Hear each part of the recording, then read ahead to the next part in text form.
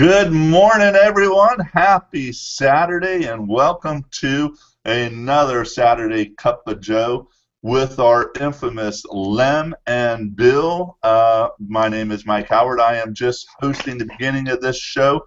Oh my goodness, we are in for a roller coaster day. I have been here in the office for about 5-10 minutes, and I have not stopped laughing. So, with that said, Mr. Lem Moore and Bill, come on. What's up, party people? Good morning. So, what's going on, Mr. Michael? Oh, it has been a fabulous week.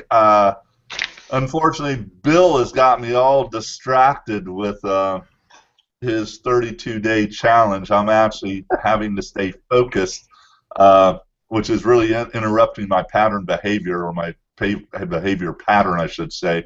So it's been very productive in that world, but more important than me is not me, is the wonderful things that some of the group members are doing that they're sharing. I'm sure there's a lot more going on out in the group, but I'm real grateful that some of the members are actually sharing some of this information with me, and love to share it with the rest of the group, especially here on Saturday, on the Saturday Cup of Joe, that is. First off, our man Frank, you saw that message.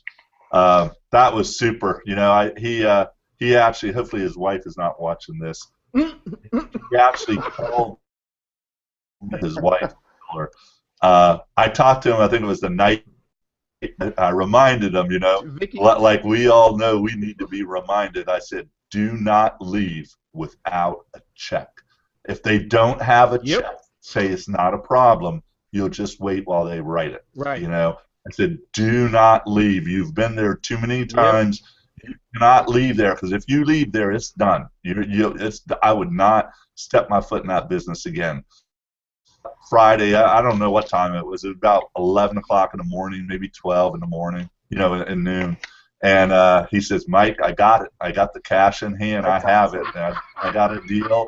I'm starting here. And we started talking about how we're going to, step it up. I told him one of my things I like doing is doing the ladder. You start them somewhere that they're comfortable with, regardless of whether that's where you want to be, and then you take them through the steps of the ladder to get them to where you really want them to be. And the reason you want them to be there is not really for the money itself. It's because those are the marketing activities that's going to be required for them to reach the optimal, performance that they're really looking for. They're too scared to talk about, the cost that's associated with that, whether it's effort or money or whatever the case is. But I was real excited for Frank, and you said it real well, Lem. I think it was on your email, not the post on Facebook. Is he on the first one of these type of things with me that Saturday, or whatever that day was that we were on air. And it was really exciting to see him have that kind of success. He's had successes down the road, but this was a different kind of success. And don't forget, this was a car dealership. Yes. The two hardest businesses to get is an attorney and a car dealership. And I'd probably say the dealership is harder than the attorney. You're correct, and it's because I remember we were going to car dealerships for like almost 7 months in a row, and it's hard to get in. You have to continually go, and finally, when they let you talk to the GM, he gives you like 2 minutes to do your spiel, and you're like, whoa, you're like, what? And that has happened to us like 2 or 3 times, and that is tough to do. It is very tough to do, and when I heard that, I was like, I got emotional, man. I did for Frank, man. It was awesome, It's impressive. It is. It really is. And what's really impressive, and especially for the people that are listening to this message, is, like myself and like a lot of others in this group, we all just entered this group. We bought, a silly-ass program that we got 400,000 of them on our computer. We might have dusted the cobwebs off of this one, and we might have done something, and whatever, you know. And we all have this. Everybody does this, and we buy all this crap, and you know, and most of all this crap that we buy is probably good. There's probably something good in it. But what you deliver is more than that. And I'm not saying what you had was crap. You know, I'm sorry about saying it that way. Crap. It's not crap, but it's another shiny, it's another shiny object, right? And it's another tool that it would be crap if we don't do anything with it, right? And you know, for those of us that actually took what you were offering, which was priceless in itself, right? So you take what you had offered and then used it, that alone would have been worth, or is worth, more than what you had charged for the knowledge that you shared. What you're giving away that is absolutely priceless is what happened after that. The experiences like this right here, you know, it's not, you know, not me part of this, but what you're sharing, the other people's stories that you're and different techniques that are all related to success, not, you know, doing live stream video necessarily. Even that's real cool if you can implement that. But what about, you know, what Sloan had shared with us? What about what Zane the other day, that G Plus, what he, you know, just so many other people are sharing really wonderful content. To me, that's where the real value, the priceless value is. And then to hear a guy like Frank that had so many hours or so many weeks of unemployment left, and he needed to start getting, you know, some money in the door and that before his unemployment started, you know, ending. And then to hear that, you know, because of his interactions here, and he's not all over the place, so he's not, you know, immersed with a bunch of other groups. You know, he took deliberate, intentional action, even though a lot of it might have been imperfect, but he continually took action every single day, and he spoke to a lot of people. He got rejected quite a few times, and he delivered some exceptional ideas and concepts to a lot of businesses, and he walked away with a win, a nice win, you know. So, you know, I think that's just remarkable. So that was a real exciting thing this week, is listening to Frank's story. But then another one was posted. I think he posted it yesterday, and maybe it was, yeah, I think it was yesterday. It was John. John is very silent in our group. I've known John for years. John Scaglione, he's in our group. I've known him for years. He is a great, phenomenal marketer. If anybody doesn't know who John is, look through our Facebook page, find him, friend him, get to know John. He is a wonderful person. He's got a one, and he posted something that he was going after, or he was contacted. Actually, he was contacted by a congressional a person running for Congress, and he called. So he posted that yesterday or so on the page. Well, he called me as I was driving in here to the office to do this with you, Lemon Bill. And he got the call. He won the deal.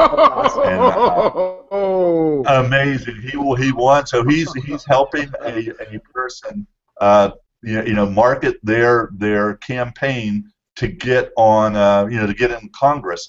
And I can't divulge, you know, because of the political nature of it. I can't divulge the money, but I can say it's not one figure, it's not two figure. It's not three figure, and it's somewhere above that, and it's for about 2 weeks worth of work, because in 2 weeks it's all over, right? That's true. You know, either the guy gets in or the guy doesn't get in. But the cool thing is not that. The cool thing is that this political person contacted John by what they saw and heard, and said, hey, I want to put my money in your pocket because I believe you can get me to where I want to be. That is You powerful. know what, very, man? very powerful. I had a real good discussion with my buddy Tom about 3 months ago, and he was like, "Lim, are you going to really try to get into this Texas stuff when it comes to, y'all got a lot of political things about to happen there in your town?" And I was like, "Yeah, but I'm not sure how to get in because I know there's campaign money to be spent, and I know some of these guys are able to." Use you. They could use us. And I was like, I was going to say something about that, but I wasn't too sure because I didn't know, how to get into the parties, the different parties, or how to find the campaign managers. But I know they have money, so that's something next year that you guys can go out and try to get on the wagon because I don't know much about it. You might want to get with John later on, but I know that is a perfect 2 weeks of income that you can use. Oh, absolutely. And it's a lot of money there, so depending on who you're targeting, you know what I mean? And that's fantabulous. I'm like, fantabulous. You hear that? That's my new word. Fantabulous. I love it, man. That's some awesome news. Wow. Yeah.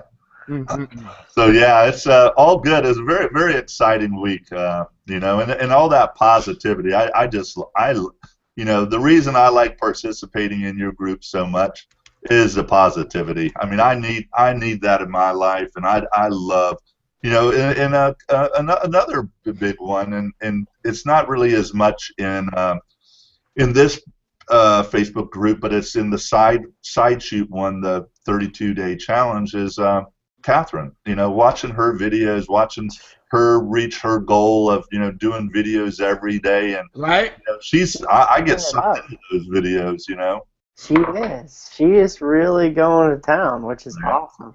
Yeah, absolutely. Awesome. Anything else, man? With that, I'm going to be quiet. I'm going to mute myself out. I'm talking too much. One more thing, because I want everybody to know this, because this is important. Tell us about the little man, your son. Yeah, well, he is on his way in. Actually, when I woke up, last night he had a football game. He doesn't play football, but his school had a football game, high school, and so he's the deal. It's a long story. My son's 16, and I told him I would help him buy his car, which is a truck. It's a 1988 truck. It's about as big as my Hummer, but it's a 1988 truck. And I told him, I said, the only way that you're going to keep the car keys is if you get A's and B's. Right. When you start getting C's and below, I'm going to keep the car keys, and you could just look at it every day as you get on the bus, right? So that's the deal we had, and so he's doing good in school. He's got A's and B's, but he's on the low end of some B's, and he is taking some honors and AP classes. So I told him, I said, Saturday they offer in his high school, they offer a whatever you call that, where you go in and they help you with your homework and problems that you have. So he's doing that from 9 to 11:30, and then he's going to come here to the office. So by the time this show is over today, him and I are going to be in the back. And as you might have seen from my personal page, I'm an entrepreneur, and I started later in life. I worked the working for the man for most of my adult life, but for the last 14 years I've done my own thing, and like a lot of members in your group and in yourselves, it's wonderful. I think being a business owner, even with all the crap that goes with it, because a lot of people never talk about the crap, and there's a lot of crap. But I'd rather have that crap any day of the week than someone else's crap, right? Right. So I told him, I said, you're going to college because Mom says you're going to college. So that's done. You're going to college. However, I really don't want you to get a job when you're done with college. I want you to speak better than me. I want you to write better than me, and I want you to think smarter than me. But I'm going to show you how to make money. So I said, why don't we start a business now while you're in 11th grade, and you're going to make your own money that you can spend, so you're not taking money from Mom and I, because we're going to have our own agenda. And I want you to pay for your own college, because I don't want you coming to me asking for money. Mom and I got money, right? So we're starting an e-commerce store. is starting on Amazon, and we have a Shopify store, and one is fueling the other. And we have 5 in the back of my office here. We have 500 of his product, his own product with his own label, his own brand, and he's got to put in fact, I got them all right here. He's got to put the UPC codes on 500 of these things because come next week they're going to Amazon, and hopefully by the end of the week my phone will be chirping at me saying, "You've got a sale, you've got a sale, you've got a sale." That's awesome. Yeah, and he's going to start, and we did some math, it was just basic math, He's a lifeguard. That's how he puts gas in his truck right now. He does that after school and weekends. In fact, tomorrow after church, he's lifeguarding for one of the competitive local teams, indoors. But how we got here was why most of us do what we do as marketers. I just rolled out the scenario. Connor, how much do you make an hour? $10 to $15. I was like, great. How many hours do you work? He told me. I said, what about school, and what about the weekends? What about your friends? And I said, how are you going to increase this? How are you going to, what are you going to do when you start college? We start going through this. I said, what if you could just make $100 a day by selling maybe 10 things for $10 profit or 5 things for $20 profit, right? And that's 365 days a week. What does that sound like? And he's like, well, I can't do that. And I was like, why can't you do that? And I said, people do it all the time. So he picked a niche, the niche is actually his idea after I coached him along a little. And we picked a product which we've had made. So this product was made for him. There's not another one exactly like it. There's a lot of them that are very, very similar. And the price point of the products online, if you go to Amazon, you'll see them priced at the high end at $175 a unit, and you'll see them at the lower end around $25 a unit. And his obviously is not the same as the high end because those are very high caliber products. But we're going to probably sell his at about $39.95 is the number I'm playing around with, cool. Which will leave him with about $15, $20 profit per unit. And yeah, it's a good experience. I mean, for me, I've never done it before, so I'm using it to learn because I have another idea. This is my 32-day challenge, is not to have so many ideas and just get some things done. But I have another idea for me, but this is more about him getting it started, and he's already working on brainstorming his second idea. But we need to make money now on this first one, sell the 500 units we have so he could fund, getting more of them and starting his second product. That's awesome. Awesome stuff. Wow. I wanted people to hear that, and because I want to let them know that we have a lot of children in our life, and if you don't have a child, it'd be nice to get someone that's young, that's an ambitious, and that can do stuff like this, and teach them, because they would appreciate it. Plus, you say, hey, I need 10% of that each and every month. All right, guys. Woo! Thank you, Michael. Thank you. All right, ladies and gentlemen, we're going to bring on a fantastic dude. That I was watching for a while on videos, and then I finally met him in the flesh, and this is I'm going to call him my soul brother number 5.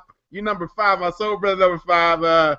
This is a guy that you can just fall in love with. He's like Bill. You like, I love Bill, and I love Owen, but you just got to be with Owen just to know Owen, and he's something else. So, Owen, come on now, show your face, man. Get ready, folks. Oh, hello! Good morning, Lemuel. Thank you for joining me on this beautiful autumn morning. It's a pleasure to be on the show. Mike, Alfredo Zane. I was sitting here reading my paper and enjoying my cup of joe and listening to a fine conversation. You gentlemen are fantastic, and I'm looking forward to engaging with you as friends on this call today. Awesome. Oh my. There's a lot that most people don't know about you, and we'll get into that in a little bit. But let's just start out. Tell the group who you are, where you live at, and let's just start from there. All right, sounds good. And I'll drop the accent for a little bit. All right. It's hard to keep up. It makes my tongue raw, But yeah, my name's Owen. I've been in the group for a while, and since I think since the beginning of the group, but it may not have been. But I own a video marketing company out in San Diego called Video Spot, and I started this company in college. I've been an entrepreneur since I was a kid. I think even as a 12-year-old, I was making bank working for my landlord. Watering the lawn in the lot across the way that she was trying to get it rented and everything. So I was always looking for odd jobs. I've always been an entrepreneur. But entrepreneurialism was a side gig for me. I just figured it's something you did on the side of your job. So it's like you have to be miserable in the daytime. At nighttime, you get to do stuff that you love. So anyway, I was in college for a lot of different. I went to study film. In college, and as I studied film, I loved the artistic side of things and being able to create stories. What I didn't like was I didn't like the kind of the bohemian-esque part of it, where it's like you sit in coffee shops, not ordering coffee, commenting on things you know nothing about, and talking about how you're an artist. You know what I mean? I didn't want to be a broke artist, is my point. So I immediately started looking for business uses for video, and that's or for film at the time, and that's when I started knocking on doors, and I would say, hey, I've got my camera right here, I've got my lavalier right here, I will do a video for you right now for $20. And it was like, hey, well, can you come back? Can you come back tomorrow? We're not ready today. I was like, I will come back tomorrow for $100. Needless to say, nobody ever bought the $100. But some people, not everybody said yes. But one day in La Jolla, I did 17 videos in one day, and that's when I realized that, like, okay, I can't handle this on my own. I need to scale this thing. So I started hiring people from my classes, because they saw me, and they saw me like working on these little videos, and they're thinking like, what are you doing? Like, what, and I'm knocking on doors, and so I hired them for $15 an hour. I would take 5, and these were like 60-second videos. These did not take long at all. It's like you got the audio, you threw it on the timeline, and you threw a couple shots in there, and you were done. Still very, very, very low cost, but easy to turn around. And next thing I know, I had a business. So the day I graduated, I hired 2 of those guys, and we started Video Spot, and we've been chugging along ever since. What I've really transitioned over the last 2 years is the marketing side of video marketing, and I've got kind of a reputation for being, a good video coach and helping the executive kind of express himself on camera. We did a project over at a small company called North Face out in San Francisco area. They're a $2 billion company. $1 billion company. Really? Small. Yeah. Just little local guy, right. And I worked with their VP of marketing on camera and doing that sort of stuff. But then it was, it's like we really need to get these things ranked and in front of people, and that's where our focus has been for like the last year and a half, and we're experiencing a lot of success there, and just excited to be able to talk with other experts and meet up with you guys at conferences like VidSummit and just take it to the next level. Awesome. Now, that's awesome. I'm going to I have a little beef with you, okay? So and I'm just gonna put it out there. Jack Johnson right here for you, pal. Because how in the hell you gonna interview Bill and then Ray and I saw other people and then you didn't get a hold of me? I was like, really? You know why? I did my interviews at lunchtime, and I look around, and Lem was gone. Where was I? To the Tide place. You're already sitting down. You got like 5 people around you. You got this fan base around you. Is that what it was? Because I looked for you. I looked for you after I did my interview with Bill, and even Bill. I did my interview with Bill, and Bill's stomach's growling. Oh my I was goodness. hungry too. They didn't even have candy bars up in there. Right. I thought I'm sitting there like trying to eat because like you bring like your own candy wrapper and you're sitting there listening to Daryl Eves, and Right. all of a sudden you're like, Yeah. I heard that quite a few times from Bill over there. I was looking down going, really? You're not going to share? And I was like, I don't want none of that either. That gluten-free junk. that's just good etiquette. That's just good etiquette. Oh, I love it. I love it. My. So you would say you was not afraid to knock on doors, which is good to hear. I mean, most people freak out because of that, because they're thinking, oh, but you had a little way that you went in. It's like, hey, today I got it for this price, and tomorrow I'll come back for $100. I mean, what made you do that? Yeah, here's the thing. I would rather walk in than call. Because when you call, you're just another salesperson. They're imagining a cubicle. Oh, yeah. And they're imagining you, trying to sell them some magazine ad or something that they already have a negative experience with. When you walk in, and I kid you not, I had a costume, right? I wore an outfit that I would not necessarily wear every day. Right. It made me look like a film producer, right? So I went to JCPenney, and I got this vest with multiple pockets in it. Now, this is one of those JCPenney vests, so you can't actually open the pocket, There's nowhere to put anything. So I cut those open and put little tissues in them, right? So my pockets looked like I had like batteries, and I looked like a cameraman. I looked like a safari guy. And I had a whole gear. And here's the thing. I had my camera on a tripod with the lavalier attached, and I had another lavalier in the inside pocket of my vest here. So I did not look overburdened. I looked ready, and I looked professional. So when I walk in, here was my pitch. My pitch was like, hey, I'm here with a local listing company. We do videos for local businesses. It's a $20 cost. There's no upsells. There's no anything like that. Here's the only catch is we got to film you today. Do you have 5 minutes for me? I mean, I just assumed the sale, and you had a whole process. So, when I first decided to go out, because here's the thing. Some of the guys that I would hire to go do this, they started making phone calls. They go to Google Maps and look up companies to call. Nothing. I was like, bro, you got to go walk in and just tell them you're here to shoot a video. It's going to cost them $20 and you'll be gone in 25 minutes, And our closing rate, I mean, it was like 99%. It was ridiculously high. I remember that one day I did 17 videos. I could have had 18. I went to a food court, and the lady there at it was like some hot dog company. She made me sit in her store for 15 minutes. I'll be with you in a second. I'll be with you in a second. I watched her shuffling papers, fixing the stackable cups. She just wanted me to leave. And eventually I just left, and I said, hey, look, I see that you're too busy for me right now, and I walked away.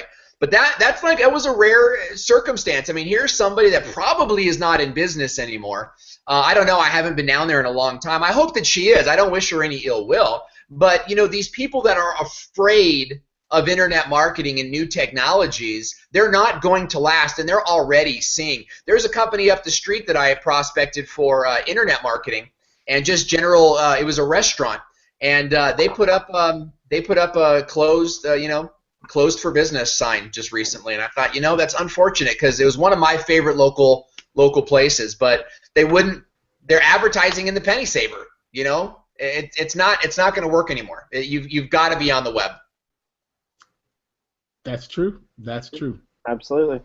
Wow. And when you walk in with a value proposition, I don't recommend necessarily walking in everywhere, but strategically, right? You go to a business park, across the street from a courthouse, you're going to find a ton of attorneys' offices.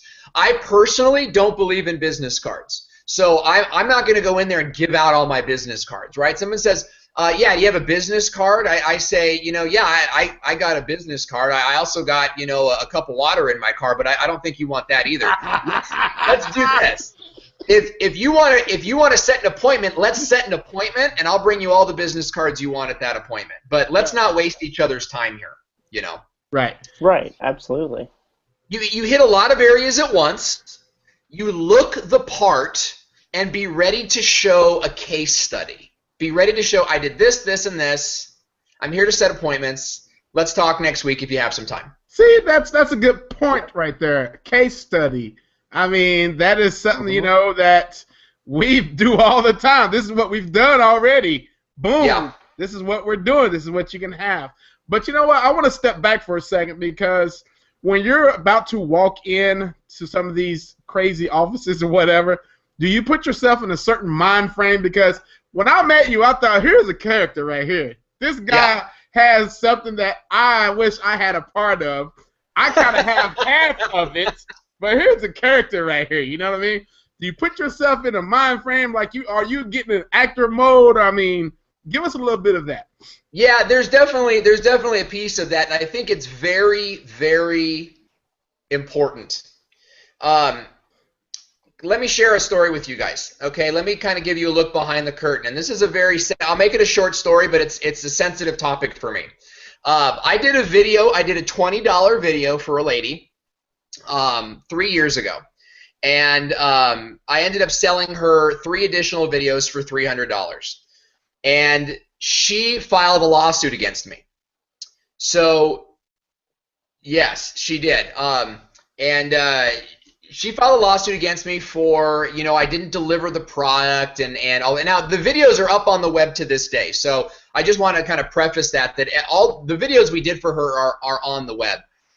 What she wanted was kind of like the raw footage, and then she wanted me to, it's kind of what she's asking for re-edits, and this is why pricing is a strategy. Like, if you price yourself too low, they will ask you for everything because they think it's cheap and easy to do. It's not, you know. Right. So she wrote me these demand letters, and I said, you know what, you received the product we promised you. Our business here is done, and there won't be further communication. Well, she filed a lawsuit against me. We went to court 2 days ago. This is from a couple years ago. So I'm in the car, knowing that I'm in the role of integrity here, that I did everything right, and that I had a stack of paperwork to back it up. But you know, you're still nervous. Yeah. Right? You're still like really nervous before you go in. So even though, like, converting this to sales, you know you have a good product and you know you can help the business, but you're so afraid of rejection. Mm-hmm. So I sat in the car, and a lot of you guys know that I'm a Christian, and I spend a lot of time with my church and my church-related activities, and I just have a lot of love in my heart for the God who created me. And there's a verse in Romans that says, "You are more than a conqueror." I sat in my car and I looked at myself in the mirror and I said, "You are more than a conqueror. You are more than a conqueror. You are more than a conqueror." And I got myself out of the fraidy cat mindset. There you go. And into the monster mindset. You the head, brother. That's awesome. You know what I'm saying? I call it the law of act as if, right? Yes. You already accomplished it. You just have to walk that path. That's true. And let me tell you what. I walked in there, and I don't want to boast because I believe that I was, when you walk in as the defendant, you're already in a one-down position. But I walked in there proud with my head held high. The judge says, "Do you two want to mediate?" And she goes, "Yeah, I'll mediate." He says, "Sir, do you want to mediate?" I said, "No, sir, I want to win." Oh my gosh. She got unraveled. She just got unraveled. And in the end, I won the day. And so to be able to win as the defendant is a good thing. Now, how do you do that in sales? I do the same dang thing. Before I get on that phone call, before I walk into the business, I am a conqueror. I am a marketing monster. I am going to change their business, and if they don't buy from me, it's like, hey, this is just the first contact. Just one of my videos recently was on touch points. This is just the first contact, and I've got 30 seconds to create a value proposition, not because his attention span is 30 seconds, but I only have 30 seconds because I got to go to the next guy. Yep. Nice, brother. Very nice. Bingo. Wow. You have to get yourself into that mindset. And if you listen to music, you know what I like to do in the mornings? Because you guys ever have those mornings where you wake up and you're like, oh, this sucks. Like, it's cold outside, the birds are dead, and I don't want, if you got kids, you're like, my house is a mess. I stepped on a Lego. There's little overalls all over the house. And I go and I look up Nike commercials on YouTube. And I look up Nike commercials and I look up the Rocky theme music, no joke. I mean, Eye of the Tiger to this day gets me just freaking pumped up, And you get yourself out of that mindset and get yourself into it. And it's challenging. Don't get me wrong. I get stuck in a rut like anybody else does. But I have two things going for me. Number one, I recognize my rut. And number two, I put stop gaps in place. So I already have those videos on a playlist. And I'm also very open with my wife. And I let her know, hey, I'm in one of my moods today. Just letting you know. And she'll send me these videos, and she'll remind me that I'm a conqueror. I'm more than a conqueror. And, we have to get ourselves out of it. So having accountability partners like that is huge. Oh, absolutely. Wow. Yes, everyone. Go ahead, Bill. Never mind. Yes, I get in a rut, too. I was in a rut just the other morning. We had parent-teachers conference, and she scheduled this thing at 8 o'clock in the morning. I was like, what? Oh, my God. So I didn't go to bed till 3:30 because I was checking on my video ads and all that, and I was listening and learning some stuff. And then I heard, like, at 7:45, boom, boom, boom, babe, get up. I'm like, what? What's going on, So I'm like, I don't really want to go to this conference. I know what's going to happen. I'm already passing the 4th grade. I know what's going to go. So I'm sitting up there at the parent-teachers conference. I'm huffing and puffing because I'm mad. I'm tired. And the teacher's telling me all these good grades that we got. And I was like, okay, calm down, Lim. Get over yourself. Look, I don't ever want to do those parent-teacher conferences. My kid comes home. My kid comes home and says the teacher got mad at me for doing this or that, and I go into the teacher and I say, I want proof that my son was involved in this, type of, you're discriminating against my son, I was like, you show me his finger paints, and I'll be the judge of who's the bully. And turns out my son was really being a jerk, so I got moted. There you go. There you go. Awesome. So, wow, that's hilarious. So, I do want to give you, props for taking those interviews. Those were awesome interviews, by the way, of Bill, and I saw Ray's. I know you got a couple of guys. Those are really awesome. I love how you format the way you do it. I mean, you're so natural when it comes to interviewing people, and like you and I were just brainstorming the other day on the phone. I mean, yeah, that was a great brainstorm, by the way. Yes, I hope that we can take that to the next level because you've got it, man. You've got that it factor that most people miss, and it's hard to do what you do unless you've done it for a long time. And I can already tell now from listening to your story, you have been doing this for a while, and it makes sense. You put in that 10,000 hour, which is very important, And I have been fired from just about every job I've ever had. Right? I'm not even kidding. I mean, sometimes here's the thing is I'll get bored at a job. I was a waiter for 10 years, okay? So here's the miniature background. All through high school, my mom is a prescription drug addict, okay? To this day, and I have zero relationship with her. I would come home from school, she'd be passed out on the couch, from prescription drugs, right? So, meanwhile, she'd be telling me, like, don't do marijuana, and it's, anyway, there was no guidance in high school. There There was no guidance in high school. I was an actor. I wanted to be an actor, and I thought that I was very talented. I was a big fish in a very small pond.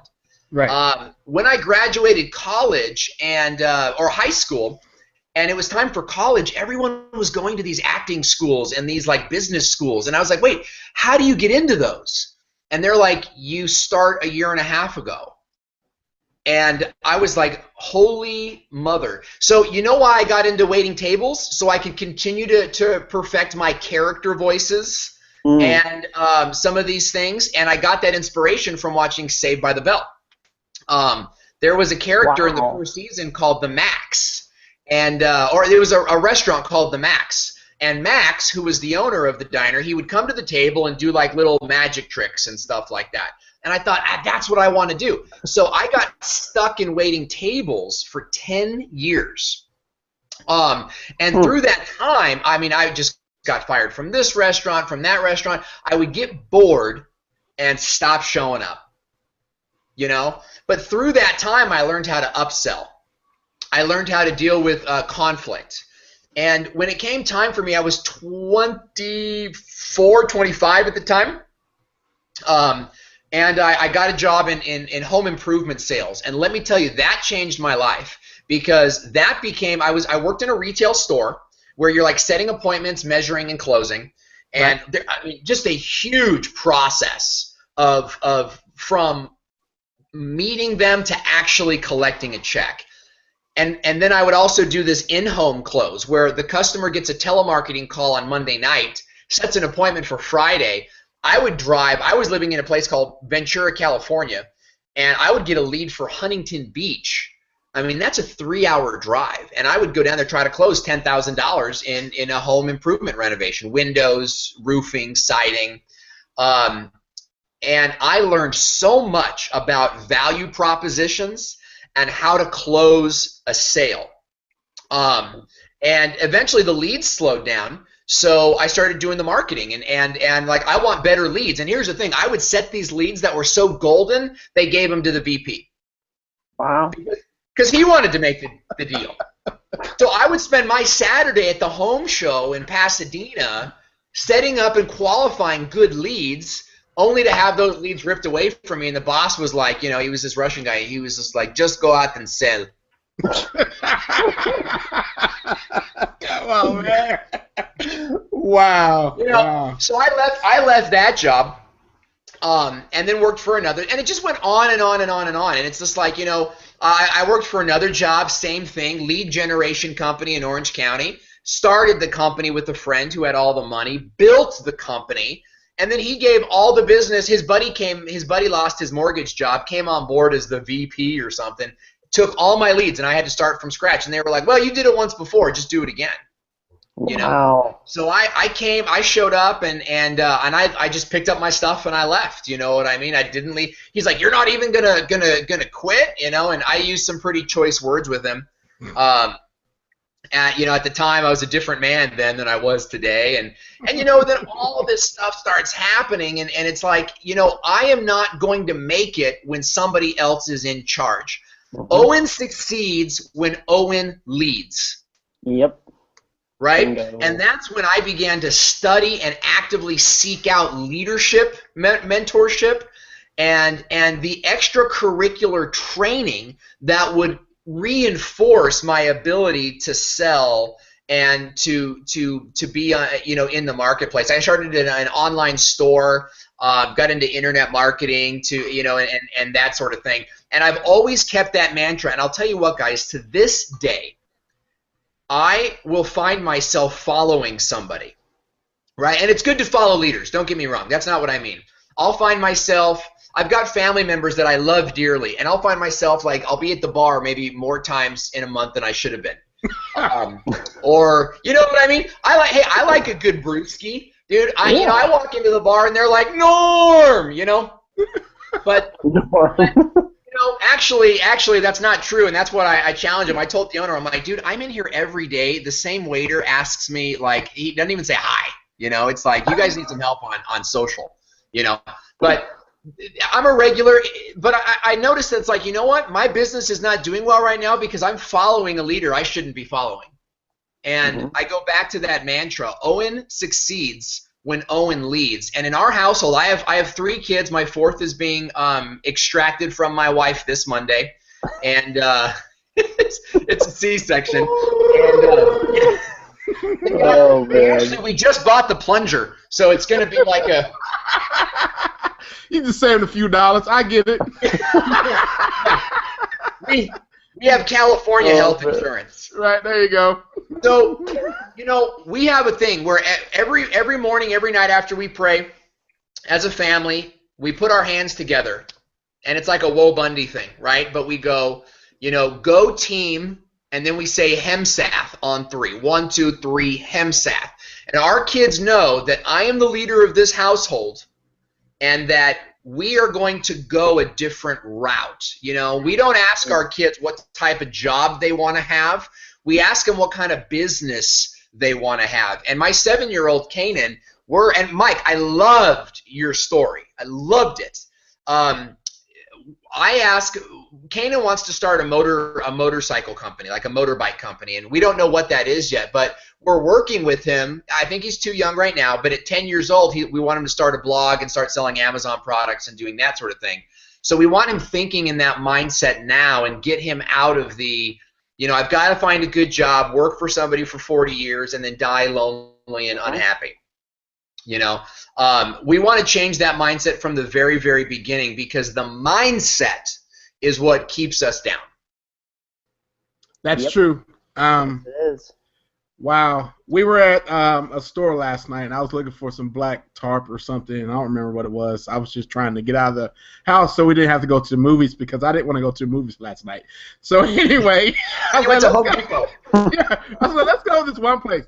And it only had, I kid you not, there were 3 employees in this whole room, this whole building. And there's this woman complaining at the register, and because she couldn't get a discount and the manager wasn't available and this and that. And so when we went up to the register, and I looked at her name tag, and I was like, geez, Toby, I can't believe you sent out that bogus email to the entire company, and you just completely can't do anything about it. I mean, how are you going to send out these emails to the world, because you have 18 locations all over Texas, plus 1,000 more in the world, and you're sitting behind a cash register. How are you doing this? And she just looked at me and just started smiling. She was like, I don't know. I was like, well, you know what? I'm so happy that I get to meet you. Give me a high five, girl. And everybody was just laughing at me behind me, because they heard the woman before her just giving her grief, because it was like her fault that she couldn't get that under that discount. And I was like, listen, you're going to deal with people all day long, and just do your job. I mean, you could just walk away and make them wait even longer. That's what I would do, But, it's a mindset. I was like, look, everything is not going to be your problem. You have to realize today is your day to shine, regardless of what happens. Yep. Yeah, and I believe in resting too. Michael Hyatt. Do you guys follow Michael Hyatt at all? The Michael Hyatt blog or the Michael Hyatt podcast? No. I really recommend you check him out. He is a consistent fix in my personal development journey. He just posted a blog called "Why I Take a Nap Almost Every Day," and I've heard this before on Success Principle blogs. Successful CEOs rest, and we get kind of so obsessed with making it happen, because I know the guys at Video Alpha. It's a hungry group, and I don't mean to say guys and girls, like everybody. Right. That is a hungry group. And so you're like, it's because I know, Lem, because I see you, because I'm on at midnight, and I see that little green button that you're still on the web. and that's why we were brainstorming the other day. Right. So we were chatting it up, and that wasn't quite as late, but you know what I'm saying? Right. So it's like I get that. We all want to keep running, because our competition is asleep. And I want to live every day like my competition is nipping at my heels. Right. But there's also a time to rest and to absorb the things that you're learning, and to just stop And for me, I have to even turn off YouTube because I watch YouTube like it's the morning news. I mean, I watch YouTube constantly, looking at what other people are doing, training. You know, I'm going through Tim Schmoyer's course right now. I'm in another Google Plus group, and but I got to turn all that off and just process. Yeah, good word. You know what's funny, because when we were in Orlando, shouts out to EPC, by the way, they would look at Bill and I and go, "Y'all going to take a nap?" And we're like, "Yeah." We're gonna take and I would go in there and take a good nap. Bill gonna take a good nap. You know what? But see, that's one of those things, Owen. It's actually, there's a proven thing. We're actually going to talk about this next in the 32-day challenge, but I'm going to tell everybody right now. So there's neurologically, okay, you can only entertain so much information at one point, and then your brain has to pass it from the conscious to the subconscious side of it, okay? And typically what it is if you listen to about an hour of information, you should have at least 25 minutes of reset time, meaning you're not entertaining anything after that, because that lets it pass from that point to that point. So, which is, I mean, it's important that we do this. You know what I mean? Because otherwise, you're basically trying to keep feeding a wet sponge, and it's not going to soak anything else up. And you know what? I'll double down, because I've read that similar study, or I've heard of a similar study. I actually, the blue light that comes off your screen actually decreases melatonin production, right? And we need melatonin to fall into REM sleep. So what I have on my screen is a program called F.Lux, right? It's called Flux, but it's spelled F.Lux. And what it does is it measures the sunset where I'm at, and it slowly starts to put a red filter on the light so that my melatonin production is not being decreased. And I have the same program on my phone. I don't think it's called Flux on my phone. It's something different on my phone. But you could just Google like blue light or red light, thing, because we're all on our screens, right? Because we're business people, we're entrepreneurs. We're on our screens like until we go to bed. Well, studies show that you should actually be away from your screen about 2 hours before you crash out. Well, who wants to do that on a day before a big launch, right? Like you got to be up there. So I put that filter on so that I'm able to fall asleep more restfully, and it's a little distracting because you got this red filter on your screen, but you can still read. It's just a little bit different. And let me tell you something. I have noticed, and maybe it's a sugar pill. I'm okay with sugar pills if I get the results I want. You know what I'm saying? Hey, you can trick me all you want if I get the results that I'm looking for. But I find I'm more restful. I'm able to go to bed at a reasonable hour and wake up as soon as that rooster crows, because I live in a rural area, and yes, my neighbor has a rooster. So I'm up. Wow. I'm up, and I feel rested and reassured. Sleep is so important. It is. It is. There's actually, because we're on the computer so much too, I don't know how many of you guys use them, but magnetics. If you use a high-end magnetics, like lay on when you go to sleep, Really? Yeah, it especially because what happens is every cell in your body has a charge attached to it, and when you get tired, it's because basically you're low charge. If there's something hurting in your body, like you have a headache or something, a lot of times it's because you're low charge. You know what I mean? And sleep helps recharge that a lot, but if you actually get, there's certain types of magnets. It's not just like go lay on a magnet. You know what I mean? They're called north and south polarity magnets. And I can there's two different companies I found. The one I use all the time. And you can actually like put it on your eyes, you can put it on your back, you can put it pretty much anywhere. And what it'll do, I use it when I go to bed, I lay it on my spine, and literally, I mean, I can't even tell you how much. I can tell when I don't use it at night. I would love to see that link, because I'm all about that stuff. Like, I'm all about any natural natural type of remedy or homeopathic. I'm not anti-doctor. I'm just like minimize the doctor. You know, back in ancient China, you would pay a premium to stay well, and you wouldn't charge, or the doctor wouldn't charge you when you were sick because it was looked at as a failure of his practice. Wow. So, you know, staying healthy. I have oranges, pears, a variety of fruits in my lunch every day. I pack a lunch, or I have my wife pack it for me because she's up at like 5, so that I'm not eating fast food. And you have to eat too. Like, do you guys ever notice, like, you just don't eat because you're drinking coffee all day, and then by 2 o'clock you're run down? Yep. So you go out and you buy a Coke, fries, and a burger, or some dollar tacos or something, and now it takes longer for your body to process, and then when it does process it, you're just like, you're talking to the wrong person when you're talking about burgers and fries over there, Mr. Bill and all that. There's a difference between fast food burgers and fries and grass-fed burgers and fries. You're talking to a whole room now. The Texas guy. I don't eat meat. I'm a vegetarian. No.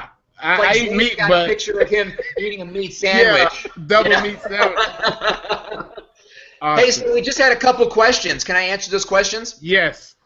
Okay, so Randy, my brother Randy, or I think he was asking. Randy was asking what kind of price range am I charging, and do I still use my previous sales methods with these new prices? Okay, great question, and I'm glad that you had the ganas to ask, because I feel like when you ask that "what do you charge" question, you get a lot of like different results. Either the price is really too low, or it's like, hey, don't ask me that question in public, please. So here's my first question, or my first thing. If you guys, I'm really like, are you showing me the time, Lem? Oh, I thought when you're doing this, you're like, hey, kid. Okay, so if you're charging $200 a video, you're dragging the whole industry down. Because if this guy, it might only take you an hour to throw some PowerPoint together, throw it on ScreenFlow, and produce it. But you're charging for what you value your time for.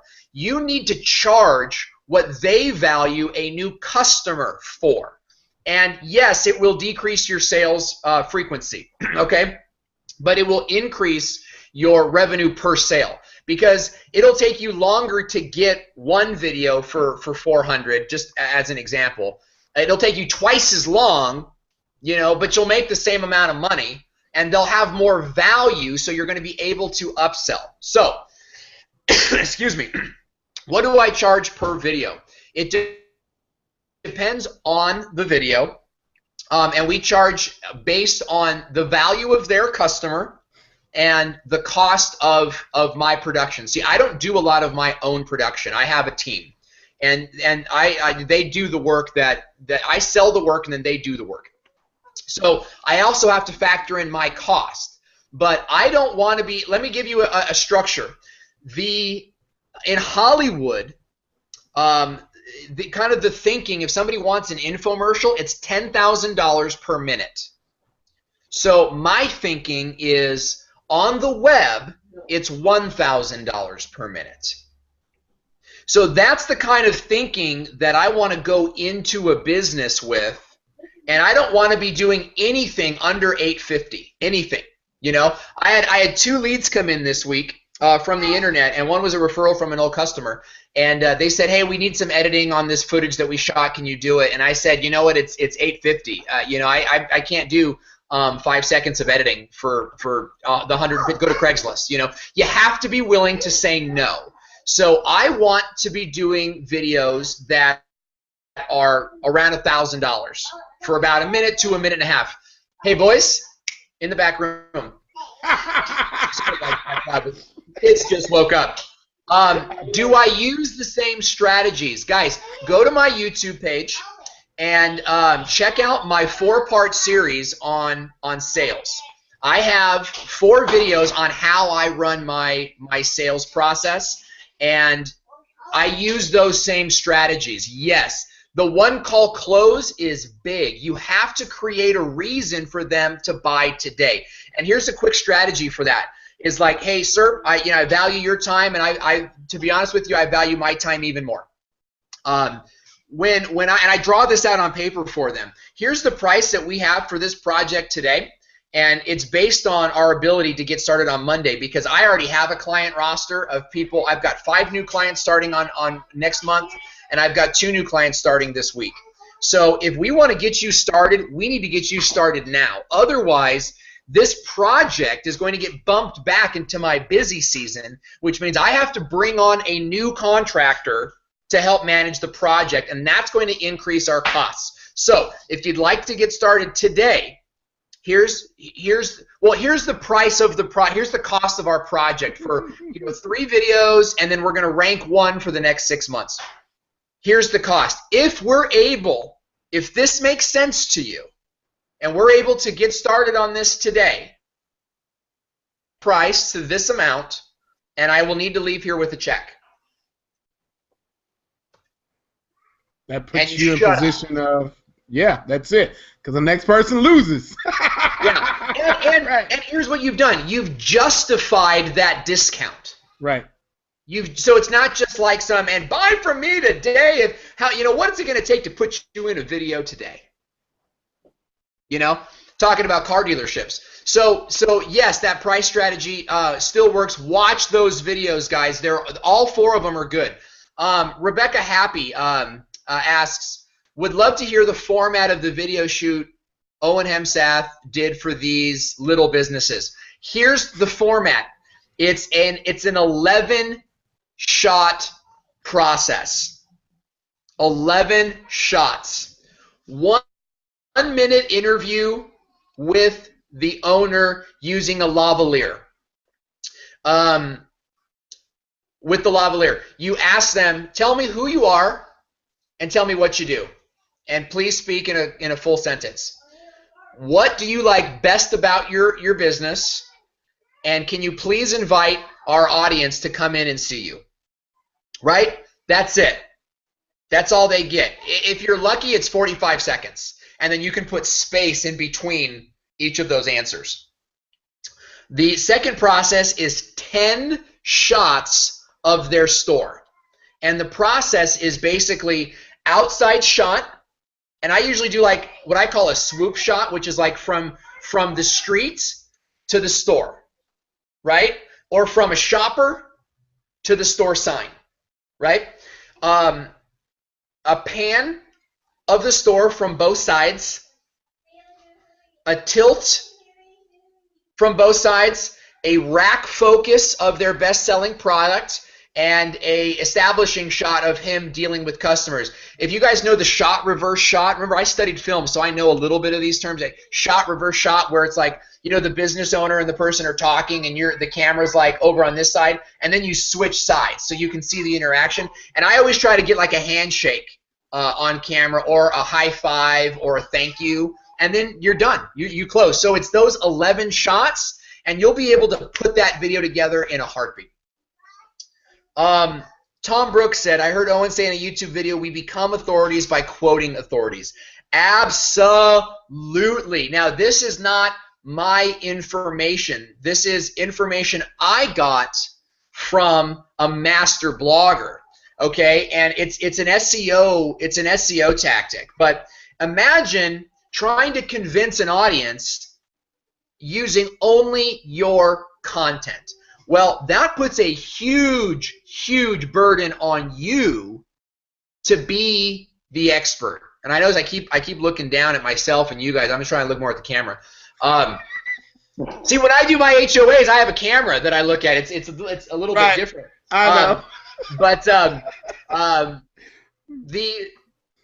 now imagine being on stage or writing a blog or being in a video where you say, like my video on how to book speaking gigs, right?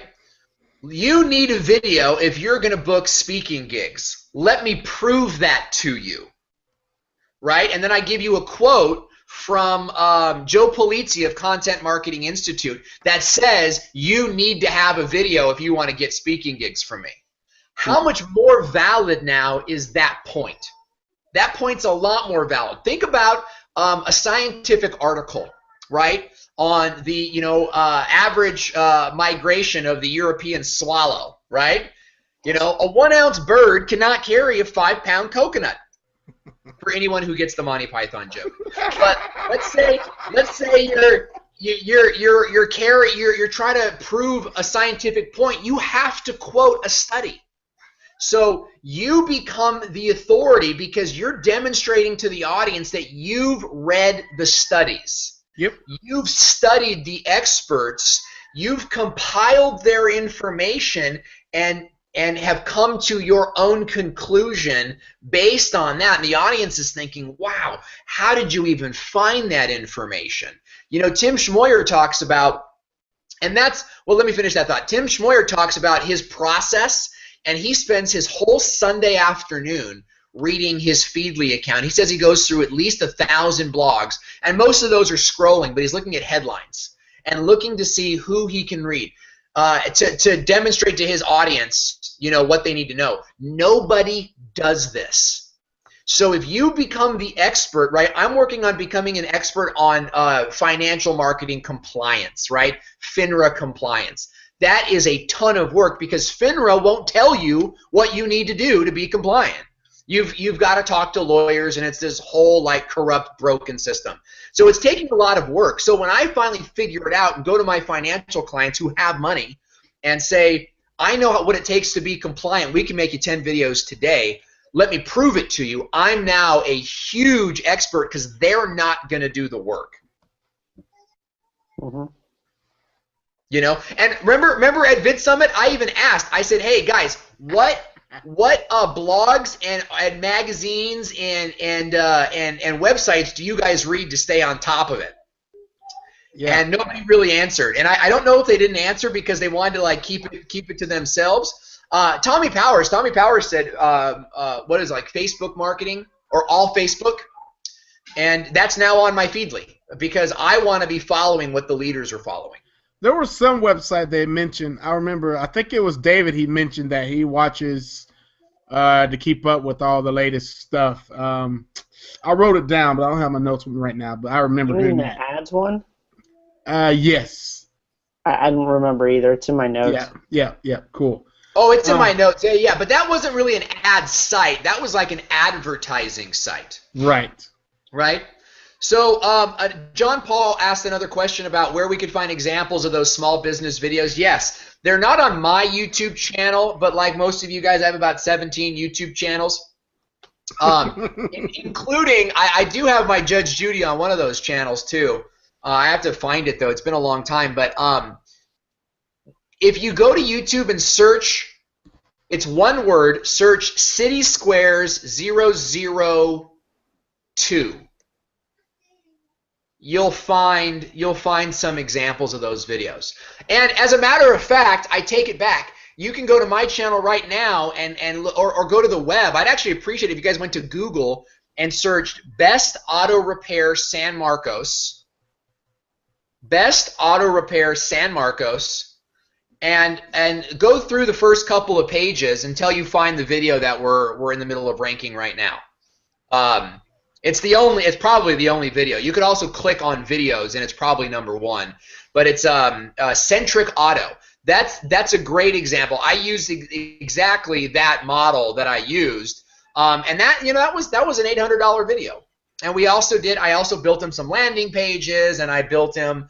I'm doing the ranking on a monthly basis. So that's a nice little client because he gets one job on average, guys. Here's the question you need to ask.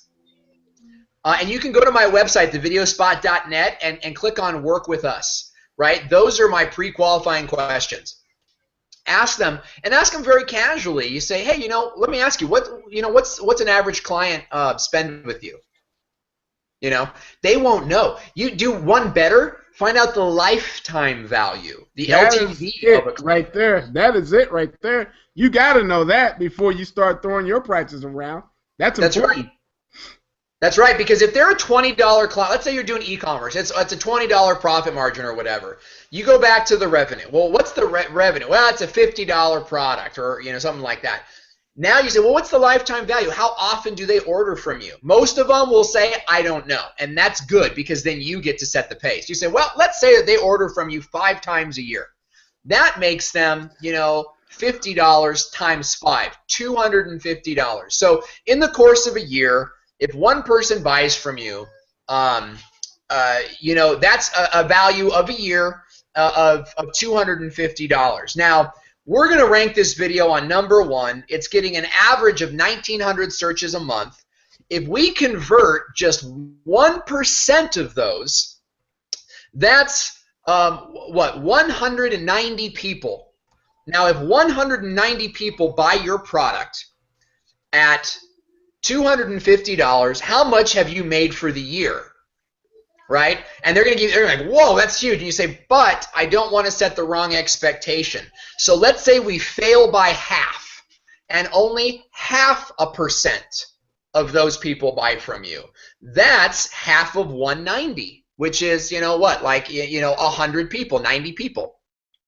What number is that? But, and you kind of do this process with them where you show them 1,900 searches per month. If you get 0.25% of that, and then half of that converts, you're going to make more money this month than you ever have with your print ads.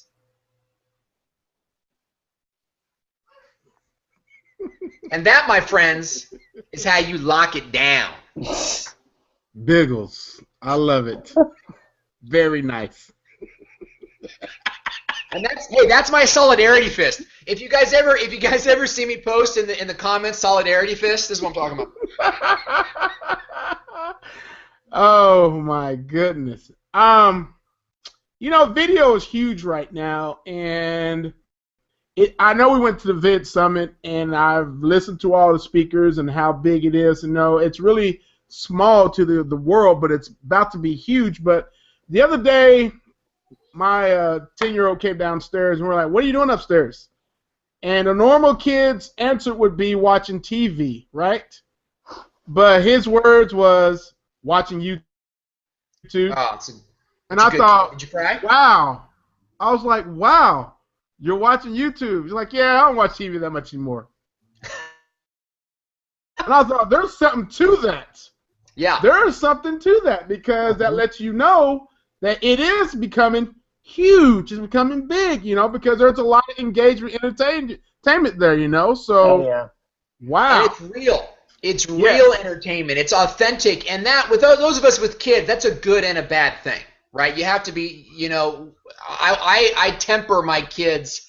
I'm watching YouTube with them, okay? And my kids are a little younger than your kids. But here's something I noticed at the toy store the other day, right? We're kind of doing our Christmas shopping now, our price shopping now, because we don't want to pay December prices. So we're starting to kind of already make a little collection.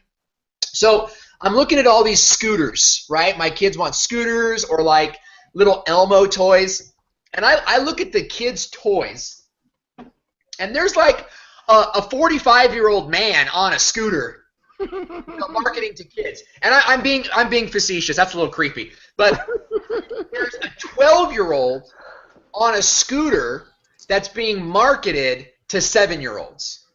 Right? They always increase the age of, if they're selling to 3-year-olds, they put a picture of a 7-year-old on the box. Because the little kids want to be like the big kids. Now, let's transfer that back to your video point. Millennials today, there are studies all over the internet about this. Millennials are a group of entitled people ages 18 through 24 years old. Sorry for that little dig I just threw in there. But 18 through 24-year-olds, that's the millennial generation. They watch more YouTube or internet, Hulu, Netflix, than they do broadcast TV. This is who advertisers are looking at, because in 10 years, they will control the bulk of spending in this country. True. So look at what CBS just did. CBS just launched tons of their most popular shows. Oh, no, excuse me, HBO. HBO is launching an online presence to compete with Netflix because they recognize hey, we're not making any friends by pay gating our content. So they're going to make their content available, and they're going to be able to compete with A&E and with these other guys like Breaking Bad. You know, this was a huge, huge show. So, you know, being positioned on YouTube now will make you a leader because your son, the 10-year-old, is following the example of the millennials in front of him, and we need to be positioned there now with great content. Just, hey, come to my local mechanic, right? You've got to have content that adds value. In addition, you all should have YouTube channels or be collaborating on YouTube channels that provide general content so that you can be the guy that advertisers are reaching out to. Like, hey, you've had a show on YouTube for 5 years now, and we want to advertise on the show. So on side of your marketing business, you also have a media presence. And that's never before been available in the history of mankind. And it's beautiful. Well, there you have it, ladies and gentlemen. Woo! Michael, you have anything you want to add to this? Because, wow. I'm just so impressed, Owen. Absolutely. Your content was over the top. Absolutely over the top. I appreciate that. Thank you, brother. Yeah, and I'm definitely I'm going to search you out, and I'm connected. I'm going to connect to all your feeds now. I have a lot to learn from you. Can I show you my shirt? Can I show you guys my shirt? I wore this today. Oh, that's funny. See the eyeball moving around? Yeah. This is my Halloween costume. I got this from watching a YouTube channel. Wow. And you bought the shirt off of there? Yeah, $30. That's good stuff. Wow. $30. I'm going to be the hit of the fall festival too. Like, everyone's going to love this shirt, and it just, you know, it furthers my brand of being kind of the marketing monster. You know what I mean? Like, this is what we do. Awesome. Awesome. Well, brother, it's been great. We went over a little because we had to. I mean, wow. Stop talking. I was like, take it away, because I'm not saying anything. I didn't need to, so I was like, okay, go with the flow. Wow. Well, I hope you guys enjoyed it. Everybody watching out there, really great questions. You know, you can check me out at thevideospot.net. That's where we update the blog regularly. And my page on Facebook is it's Video Spot, but it's facebook.com/yourvideospot. Would appreciate any coming down there, checking us out there, and just stay in touch, guys. I'm active in the group. I'm watching more than I'm posting. I'm very encouraged by the entrepreneurs in that group, and I want you guys to kind of look at the people in that group, because those are the people you're going to see at Real SEO Summit next year. Those are the people you're going to see at Vid Summit next year, and these are the video marketing leaders. It's a very small – Vid Summit was a very elite training, very elite, and there was only 200 people there. You know? Most. Worldwide too. Yep. Yeah. That's true. That's very worldwide. So if you guys want to be – this is the group.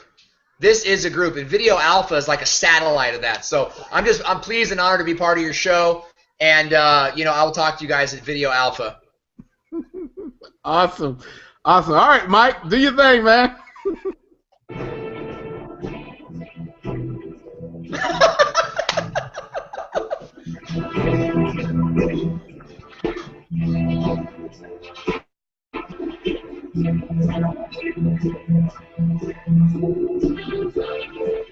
I love it.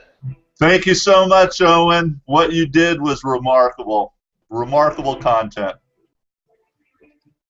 All right, guys, that's it for Saturday. Lem, Bill, thank you. Owen, thank you. And look forward to seeing what we all do this week. Take care.